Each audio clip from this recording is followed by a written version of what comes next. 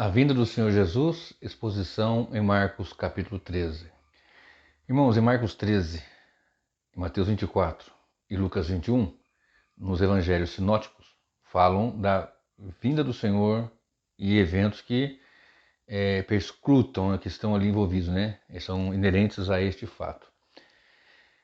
Quando nós lemos e falamos de evangelho sinótico, o evangelho tem a mesma visão, São os três, Mateus, Marcos e Lucas. João, embora conte a mesma história, mas tem fatos ali que não tem nos três, por isso não é chamado de sinótico. No entanto, vamos ler aqui e vamos falar sobre somente o capítulo 13, uma leitura bem simples. Não vou ficar citando versículos, como eu sempre faço, claro que um ou outro vou citar, evidentemente, mas não vou ficar citando, apontando para textos correlatos, Eu posso citar um ou outro, mas não vai ser daquela forma que eu sempre faço. Eu quero fazer uma leitura bem simples, uma exposição bem simples no livro, em Marcos 13. Algo assim, bem simples. Esse não é um estudo bíblico, não é uma pregação, é somente assim, uma exposição rápida e fazer da forma mais concisa possível. E saindo ele do templo, disse-lhe um dos seus discípulos: Mestre, olha que pedras e que edifícios. E respondendo Jesus, disse-lhes: Vê esses grandes edifícios, não ficará pedra sobre pedra que não seja derribada. E assentando-se ele no monte das oliveiras, de fronte do templo, Pedro, Tiago e João e André lhe perguntaram em particular: Dize-nos quando serão estas coisas e que sinal haverá quando todas elas estiverem para se cumprir? E Jesus, respondendo-lhes, começou a dizer: Olhai que ninguém vos engane, porque muitos virão em meu nome dizendo: Eu sou Cristo, e enganarão a muitos. E quando ouvirdes de guerras e de rumores de guerras, não vos perturbeis, porque assim deve acontecer, mas ainda não será o fim. Porque se levantará nação contra nação e reino contra reino, e haverá terremotos em diversos lugares, e haverá fomes e tribulações. Essas coisas são os princípios das dores. Mas olhai por vós mesmos, porque vos entregam aos concílios e às sinagogas, e sereis açoitados e sereis apresentados perante presidentes e reis por amor de mim, para lhes servir de testemunho. Mas importa que o evangelho seja primeiro pregado em todas as nações. Quando, pois, vos conduzirem e vos entregarem, não estejais ansiosos de antemão pelo que haveis de dizer, nem premediteis, mas o que vos for dado naquela hora, isso falai, porque não sois vós os que falais, mas o Espírito Santo. E o irmão entregará à morte o irmão, e o pai o filho, e levantar-se-ão os filhos contra os pais e os farão morrer. E sereis odiados por todos por causa do meu nome, mas quem perseverar até o fim, esse será salvo. Ora, quando vós virdes a abominação do assolamento que foi predita por Daniel o profeta, estando aonde não deve estar, quem lhe entenda, então os que estiverem na Judéia fujam para os montes, e os que estiverem no telhado não desça para casa, nem entre a tomar coisa alguma de sua casa. E o que estiver no campo, não volte atrás para tomar as suas vestes, mas ai das grávidas e das que criarem naqueles dias, orai, pois para que a vossa fuga não suceda no inverno. Porque naqueles dias haverá uma aflição tal, qual nunca houve desde o princípio da criação, que Deus criou, até agora nem jamais haverá. E se o Senhor não abreviasse aqueles dias, nenhuma carne se salvaria. Mas, por causa dos eleitos que escolheu, abreviou aqueles dias.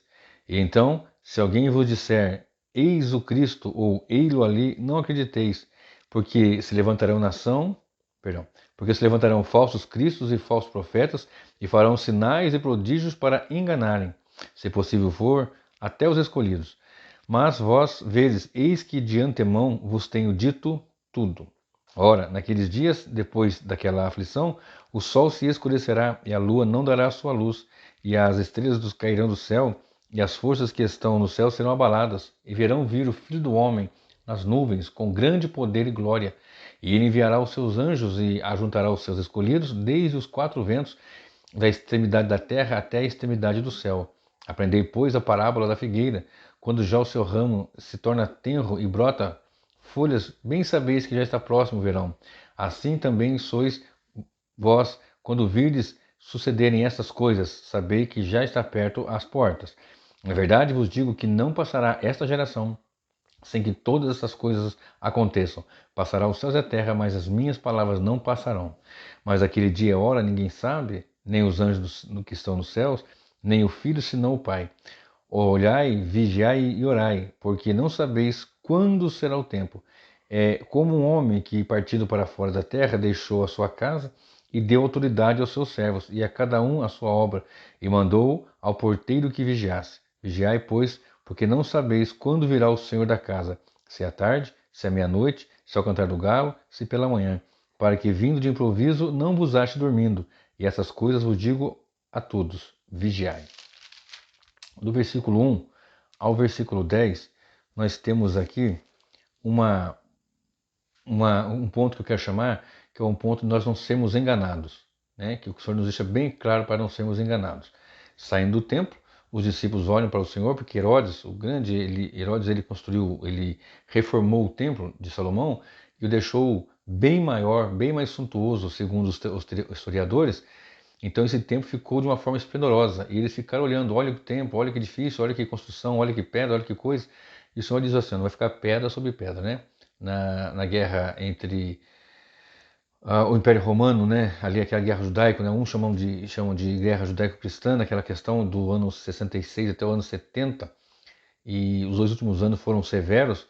Então vem Tito Vespasiano, filho do general Vespasiano, comanda uma investida ali, então o templo é destruído. E realmente não ficou pedra sobre pedra que não tivesse sido derrubada. E o Senhor diz assim, olha, a resposta que ele queria é saber quando essas coisas vão acontecer e qual é o sinal, né? E o Senhor começa dizendo no versículo 5, ninguém vos engane, olha para que ninguém vos engane, porque virão em meu nome, então tem sinais religiosos, muitos virão em meu nome. Haverá guerras e rumores de guerra, sinais políticos. Haverá terremotos, maremotos, sinais geofísicos. Haverá fome, pestes, muita mortandade por causa de doença, sinal social, né? Então, nós temos aqui sinais claros, evidentes, de que o que estamos vivendo é o tempo do fim. Desde a primeira e segunda vinda do Senhor, esses sinais vêm ocorrendo e vão se intensificando. Vou falar daqui a pouquinho mais sobre isso. E então, ele no versículo 9 ele diz: olhai por vós mesmos, porque vos entregarão aos concílios. Aqui faz um correlato, como eu disse agora há pouco, não vou ficar citando os textos, mas lá em Mateus 24 ele fala: por aumentar a iniquidade, o amor de muitos esfriará, né?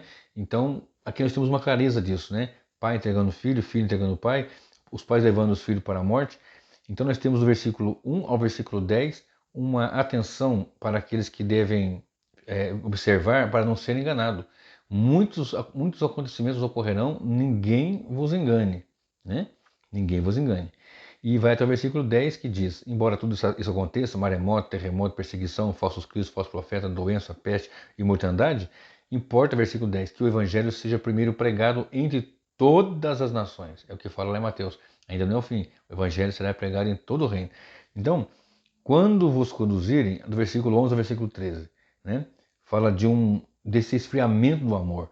Quando pois, vos conduzirem e vos entregarem, não estejais ansiosos de antemão pelo que haveis de dizer, nem premediteis, mas o que for dado, naquela hora falai, porque isso aqui é uma certeza da presença do Espírito Santo no meio da grande perseguição, seja para aqueles discípulos, aqueles apóstolos que no primeiro momento sofreriam isso, seriam arrastados como foram, martirizados como foram, esfolados, quartejados, crucificados, queimados, enfim, seja em toda a história da igreja, né?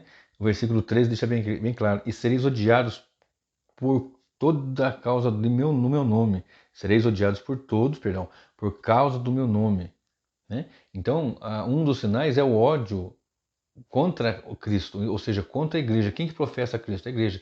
Quem que fala no nome de Cristo? Quem que usa a palavra de Deus? Quem que prega o evangelho? Quem que anuncia a verdade do Senhor? Então essa perseguição será, quando nós vemos a igreja, né, será um ódio contra a igreja. Quando vemos a igreja associada com o mundo, com o mundanismo, quando vemos a igreja, né, ou a pseudo-igreja, ou até a verdadeira igreja, mas no momento de fraqueza, de cambalear, começa a se associar com as obras das trevas, com as coisas que não frutificam, há uma grande preocupação, porque um dos sinais seria uma perseguição, seria um ódio contra a igreja, contra os cristãos. E serei odiados por todos por causa do meu nome. Mas quem perseverar até o fim, esse será salvo, né? Esse aqui eu já expliquei em outros textos, outras pregações minhas, sobre perseverar até o fim. não é por obra que você vai, né? Você vai só perseverar porque é o próprio Deus que vai te dar perseverança. Quando, agora versículo 14 em diante, nós vemos uma situação aqui que é um sinal protótipo, eu quero chamar de sinal protótipo, né? Do que vai acontecer no fim do fim. Verso 14. Quando vós virdes a abominação do assolamento que foi predita por Daniel, o profeta, estando onde não deve estar, quem lhe entenda, então os que estiverem na Judéia fujam para os montes, e os que estiverem nos telhados não desça para casa, nem entre para tomar coisa alguma da casa, e o que estiver no campo não volte atrás para tomar as suas vestes, mas ai das grávidas e das que criarem naqueles dias, orai, pois, para que a vossa fuga não suceda no inverno. Nesse versículo 14 ao 18, nós observamos o seguinte: isso aqui é apenas um protótipo do que vai acontecer no final dos tempos, fechando a história da humanidade, antes da volta do Senhor. Quando Jerusalém foi cercada, o abominável da assolação, ou do desolamento, é um protótipo do anticristo e das coisas que vão acontecer, das coisas que estão, das implicações que ocorrerão por conta desse momento ali de Jesus para frente, apontando a questão do Tito Vespasiano, a exemplo do anticristo protótipo também, o maior deles no Antigo Testamento, que está em Daniel. Né? Quando eu tenho no meu canal sobre o anticristo protótipo e assim por diante, você procura pesquisa na playlist escatológicos. E esse protótipo aqui é o próprio protótipo do anticristo, com toda a assolação, com toda a dificuldade, com toda a destruição, colocando ali a abominação no templo, assim como fez, falei agora o nome dele aqui, né? Antíoco Epifânio. Então toda a situação que Antíoco Epifânio fez, aqui ele também faz, e ocorrerá no final num grau muito maior, e nós vamos observar aqui agora, porque a situação era, olha para que não aconteça a fuga no inverno, que Jerusalém foi cercada e os cristãos ouvindo, acreditando na profecia, deixaram quando a igreja ouviu essa mensagem, ela deixou ali a Jerusalém, e quando foi cercada, o historiador Flávio José conta, entre outros, que houve ali uma grande fome, a cidade cercada, a mulher rica, abastada, segundo os historiadores, comeu o próprio filho, cozinhou para comer, porque a fome era grande. Então Jerusalém foi assolada e o templo foi destruído. Então isso aqui, isso que está mostrando é apenas um protótipo do que haverá no futuro, quando ocorrer a grande tribulação citada a partir do versículo 19 até o versículo 20. Porque naqueles dias haverá uma aflição tal como nunca houve naqueles dias. Agora já aponta para frente, para o futuro. Além do que Cristo está falando, que seria o futuro no ano 70, seria mais adiante ainda, no tempo que ainda não aconteceu. Porque uma aflição como nunca houve, e já houve aflição maior do que a destruição do templo no ano 70. Já ocorreu Primeira Guerra Mundial, Segunda Guerra Mundial, todo o sistema do comunismo, socialismo que vem assolando há muito tempo milhares e milhares de pessoas, né? O nazismo matou em torno de 6 milhões de judeus, foi muito mais, mas ali cerca de 6 milhões de judeus. Só que o socialismo, o comunismo matou muito mais, vem matando ao longo da história, né? Interessante que no Brasil é crime o nazismo, e de fato deve ser mesmo, mas não é crime o comunismo, que deveria ser. Não estou dizendo que deveria ser aberto para o comunismo, o nazismo, muito pelo contrário. Tanto um quanto o outro deveriam ser cerceados, deveriam ser realmente tidos como crime, né, contra a humanidade, como de fato o comunismo embora seja livre, e o socialismo foi, e aqui no Brasil pelo menos é imputado como crime. Né? Então o verso 19 e 20 diz assim: porque naqueles dias haverá uma aflição tal como nunca houve, desde o princípio da criação que Deus criou até agora, e nem jamais haverá. Aqui aponta para a grande tribulação final, o final do final mesmo, porque outras tribulações houveram maiores do que do ano 70, mas essa que ocorrerá será maior, e uma outra depois dessa não haverá mais. E se o Senhor não abreviasse aqueles dias, nenhuma carne se salvaria, mas por causa dos eleitos que escolheu, abreviou aqueles dias, né?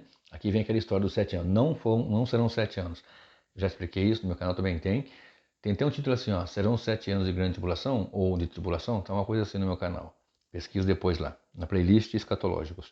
Então os eleitos estarão aqui, a igreja estará aqui, presente no momento da grande tribulação.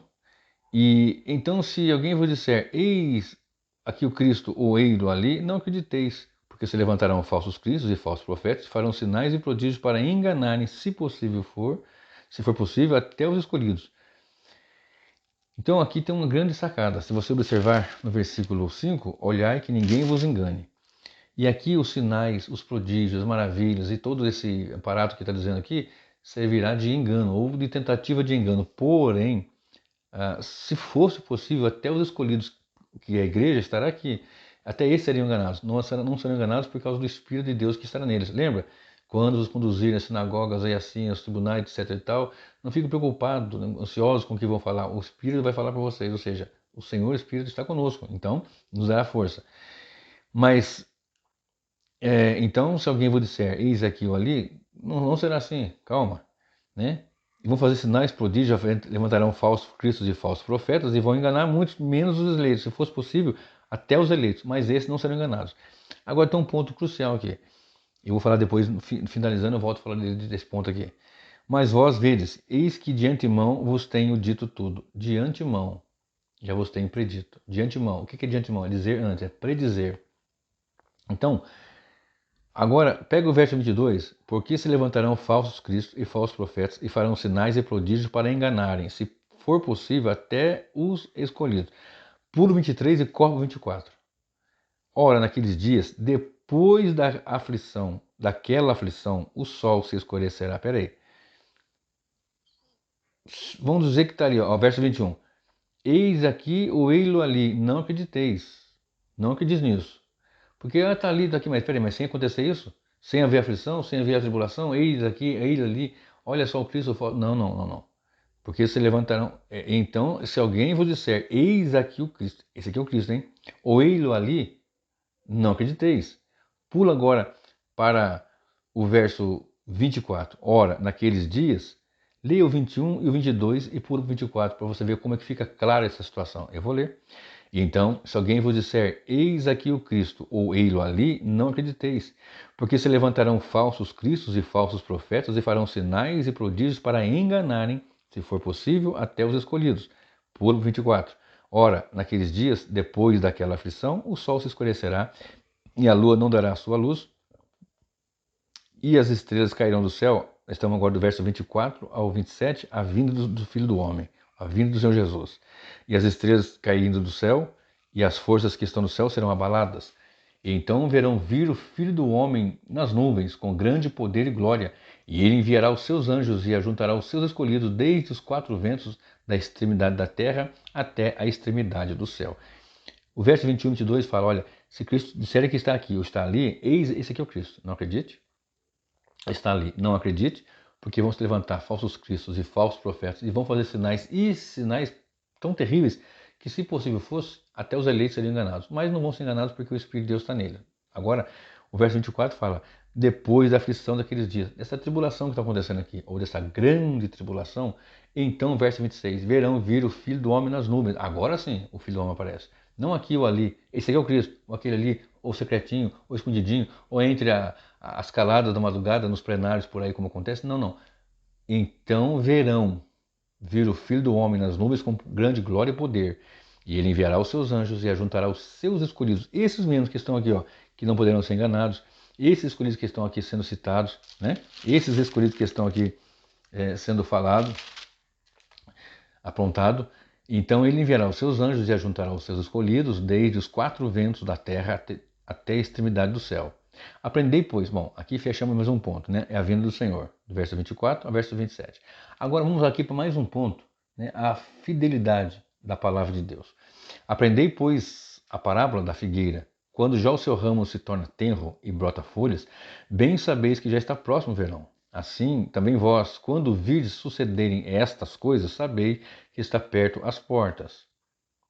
Na verdade, vos digo que não passará esta geração sem que todas essas coisas aconteçam. Passará os céus e a terra, mas as minhas palavras não passarão. Do verso 24 ao, perdão, do verso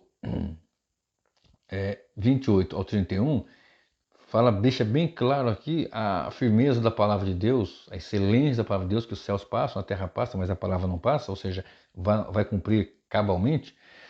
E no versículo 28 fala da parábola da figueira. Muitas pessoas pensam que fala de Israel, quando Israel no ano 1948 voltou a ser nação. Não. Aqui tem uma linguagem, a forma mais, tem várias interpretações, mas a forma mais clara de entender é que para o público primeiro que ouvia era uma forma fácil de entender, porque ele falava uma linguagem de compreensão para o povo, né? Dracma perdida, ovelha perdida, ele falava de coisas assim que realmente ficava fácil para a cultura atual entender. Então, quando está botando folha, está próximo do verão. Quando bota o verão, acontece o quê? O sol raia, o sol vai raiando com mais força. A vinda do Senhor, será como a justiça, etc e tal, falar em Malaquias 4. E quando você vê essas coisas acontecerem, que coisas? Que coisas? Não do 24 ao 27, como eu citei agora, porque isso já é o fim. Perceba isso. Mas de 5 a 23, né, onde eu parei aqui, se possível, mas vós vedes, eis que tudo vos tem predito. Essas coisas que estão acontecendo, esses sinais, etc, etc e tal, então, olha o que diz. Vou repetir. Mas quando virdes sucederem essas coisas, sabereis que está perto as portas. Quando tiver tudo isso acontecendo, a grande tribulação vai acontecer. Observe do 5 ao 23, que isso está perto de acontecer, o de 24 em diante. Observe. Pule agora para o verso 32, que é o meu sexto e último ponto, né? Que é uma exortação à vigilância. Né? Mas daquele dia e hora ninguém sabe, nem os anjos que estão no céu, nem o Filho, senão o Pai. Eu já falei isso aqui há poucos dias, tem uns 2 ou 3 vídeos para trás, que eu falo, Jesus não sabe o dia de sua vinda? É lógico que sabe, deixei bem claro, eu expliquei. Tem uns 2 ou 3 vídeos para trás, aí você vai ver lá. Imagina Jesus no céu, conversando com os anjos, fazendo ali uma reunião, né, uma palestra com os anjos, querubins, serafins, sei lá o quê, os que já partiram estão lá na eternidade, que não estão dormindo, deixa bem claro isso, e de repente o pai falava, filho, vai tocar a trombeta agora. Puxa, pai, eu tinha marcado uma outra reunião com uma outra turma ali, às 4 da tarde, mas agora vai ter, puxa, vou ter que cancelar. Isso é ridículo, irmão. É evidente que ele sabe. Como homem, ele não sabia, como Deus ele sabe. Ele é Deus, ele é homem. Ele sempre foi Deus, se fez homem e ressuscitou homem e Deus ao mesmo tempo. Ele é Deus e homem, né? Agora no corpo de glória. Ponto. Então ele sabe disso sua vinda, né? Não vai ser pego tipo, e agora é hoje? Puxa, eu marquei uma reunião com os querubins, gente do céu, e agora o que eu faço? Para, gente, isso é ridículo. Mas daquele dia, hora, ninguém sabe. Então é uma exortação, vigilância. Nem o filho, senão o pai. Olhai, vigiai e orai, porque não sabeis quando será o tempo. Lembra que eles perguntaram quando será o tempo? E que sinal haverá? Bom, quando serão essas coisas? Vocês não sabem o tempo. Deus sabe o tempo. Deus sabe o dia, sabe a hora. Olhai, vigiai e orai. Então, isso aqui tem que ficar esperto. Olha, fica atento. Vigie e olha. Lembra da vigilância que eu falei há poucos dias, no último vídeo? É muito importante orar, mas se você não vigiar é complicado. É como um homem que partiu fora da terra e deixou a sua casa e deu autoridade aos seus servos e a cada um a sua obra. E mandou ao porteiro que vigiasse. Se você olhar para Hebreus 3, verso 6, Jesus fala que a igreja é a casa de Deus, é a casa dele. Da qual casa ele fala, a casa dele é a igreja. Entendeu? Então ele deixou a sua casa porque ele voltou para a eternidade. Não deixou órfão, porque viu o Espírito. E deu autoridade aos seus servos, e a cada um a sua obra, e mandou que o porteiro vigiasse. Eu tenho no meu canal uma mensagem falada o porteiro e as vigílias, alguma coisa assim, não lembro o título. Se eu me lembrar, eu coloco aqui na descrição. Vigiai, pois, porque não sabeis quando há de vir o Senhor da casa. Se é tarde, a primeira vigília começava às 18 e ia até às 21. Se é meia-noite, a segunda vigília das 9 à meia-noite. Se é o cantar do galo, né, que vai da meia-noite às 3, ou se pela manhã, que é a quarta vigília que vai já até das 3 às 6 da manhã, amanhecer o dia. Para que vindo de improviso não vos ache dormindo. Essas coisas vos digo a todos. Vigiai. Então, o que acontece aqui? Para eu fechar, quanto tempo? 23 minutos. Para eu fechar aqui rapidinho, só uma leitura básica, sem muita exegese aqui, no sentido de ficar buscando para explicar. Simples, uma leitura simples, uma exegese simples, uma hermenêutica só de leitura, só uma leitura aqui, ó, simples. Nós temos o primeiro ponto, não ser enganados, que vai de 1 até o verso 10. Depois, no meu segundo ponto, que vai de 11 a 13, que o amor vai esfriar por conta do aumento da iniquidade. O meu terceiro ponto fala da grande tribulação de fato, de 19 a 20. No meu quarto ponto, a vinda do filho do homem, de 24 a 27. O meu quinto ponto fala sobre a fidelidade da palavra de Deus que vai se cumprir. Deixa eu só falar uma coisa que eu esqueci de falar. Na verdade, vos digo que não passará essa geração. Qual geração? Aquela daqueles ali? Que se for só aquela daquele ali, o sol já perdeu a luz escureceu, as estrelas caíram, ele veio escondido. Não. Uma geração desse povo aqui da terra, né? Da geração de cristãos que estão vendo e de ímpios também que vão ver, essa geração aqui. Eu já expliquei isso em outras mensagens, não quero aprofundar muito aqui, entendeu? Então, o quinto ponto, a fidelidade da palavra de Deus, e o sexto ponto, a exortação à vigilância, né? Daquele de hora ninguém sabe, então vigia. E essas coisas que vos digo, digo a todos, vigiai. Presta bem atenção. O verso 26 é o que fecha para mim aqui, para eu encerrar esse nosso pequeno estudo aqui. Mas vós vedes, eis que de antemão vos tenho dito tudo. Aqui, onde está dito 7 anos de grande tribulação, onde está dito arrebatamento secreto, onde está dito que ele vem numa primeira fase e volta, depois vem, depois leva um povo, depois de 1000 anos tem palavra do Senhor Jesus. Toda a Bíblia é a palavra de Jesus, palavra de Deus. No entanto, aqui está explícito o momento que ele fala, conversa, ele explica, ele expõe em Mateus 24, em Lucas 21 e em Marcos 13. Bem conciso, ele fala aqui, ó, é assim, vai ser assim e vai ser assim, e eu estou dizendo que vai ser assim porque ele diz assim, ó, eis que tudo vos tenho predito. Então fica bem atento a esses textos aqui. Tudo já está dito, está aqui, está claro. Não tem arrebatamento secreto, não tem a segunda vinda em 2 fases, não tem uma segunda chance após a primeira vinda hipotética, aguardando 7 anos para vir de novo, e depois mais 1 milênio para ter uma outra chance ainda, como já ouvi muitos pregarem e falarem. Então está bem claro aqui. A chance é agora, o tempo é hoje, o tempo é já. Mais daquele dia, olha, ninguém sabe. E essas coisas vos digo a todos, vigiai, mas vós vedes, eis que de antemão vos tenho dito tudo. Olhai que ninguém vos engane. O Senhor te abençoe, o Senhor te guarde.